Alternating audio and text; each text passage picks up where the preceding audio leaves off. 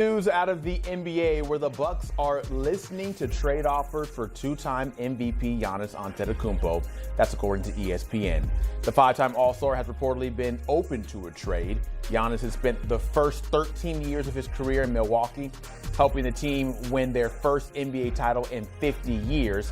After this year, he has 2 seasons remaining on a 3-year, $175 million extension that includes a player option for the 2027/28 season. It's been a trying year for the Bucks, who are not certainly where they would want to be right now. You see, if the things ended right now, they would not be in the play-in. They're on the right side of your screen behind a surging Hornets team and quite a few games behind the Hawks, who even enter the play-in tournament as it stands. And we know that Giannis is not healthy right now with that calf strain. So we continue the conversation, bringing our NBA experts, Sam Quinn and John Gonzalez. And John, I'll go to you first with this one. It's a calf strain injury for Giannis. We're not shocked to have this news come out, but the timing of it just seems interesting. What do you make of it all?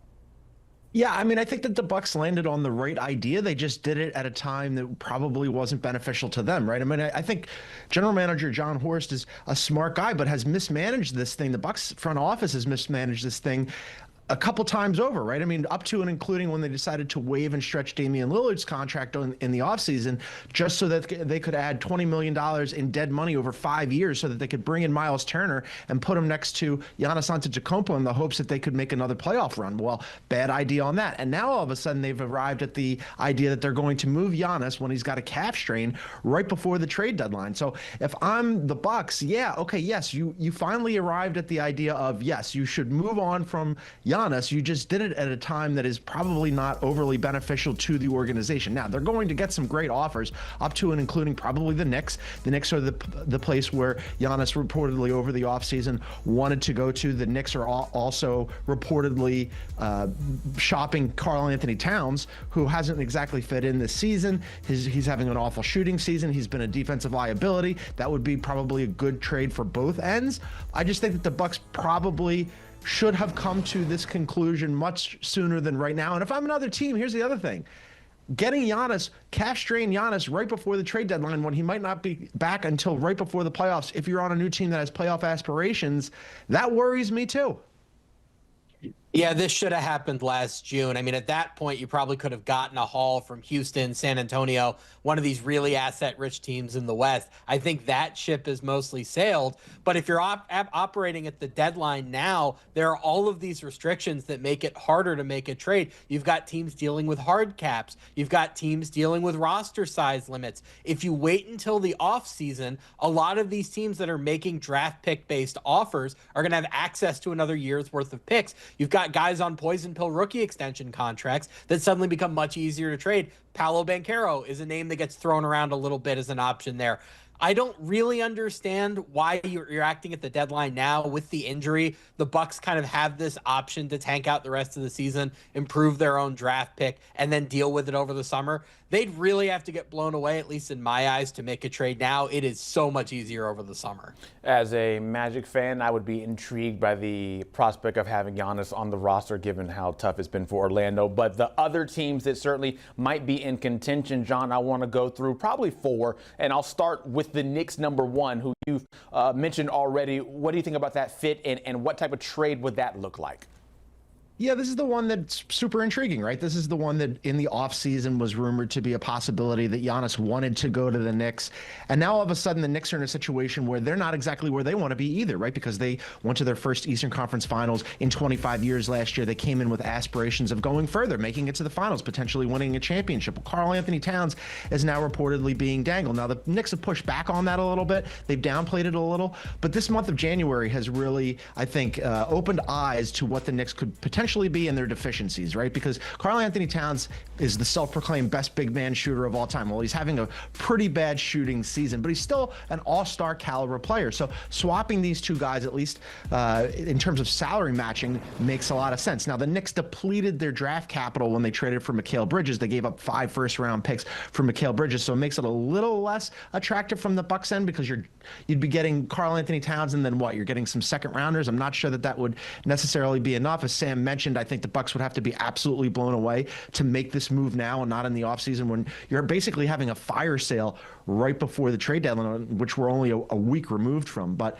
Karl Anthony Towns potentially to the Bucks, and then Giannis to the Knicks. At least from the Knicks' perspective, Giannis, obviously, you'd love to get your hands on him. He'd be great in that two-man game with Jalen Brunson, and defensively, he'd be a huge upgrade on Karl Anthony Towns.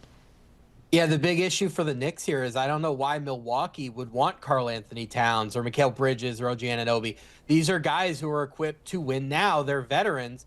The Bucks, if they trade Giannis, they're accepting they can't win now. So you probably have to look around the league. Is there a team out there that would give you good assets for Karl Anthony Towns? Is there a team out there that would give you good assets for Mikal Bridges or OG Anunoby?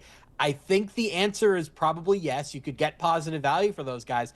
Could you get 2-3 teams cobbled together a multi-team deal that satisfies the Bucks? My instinct, at least leading up to the deadline, is probably no. Somebody would have to blow Milwaukee away with an offer for one of those guys. Again, I think this gets much, much easier in the offseason. I think there's a wider variety of teams not only willing to trade for Giannis, but willing to trade for any of these guys. So when you're talking about constructing a 3, 4, 5-team trade, that is so hard to do with only a week leading up to the deadline.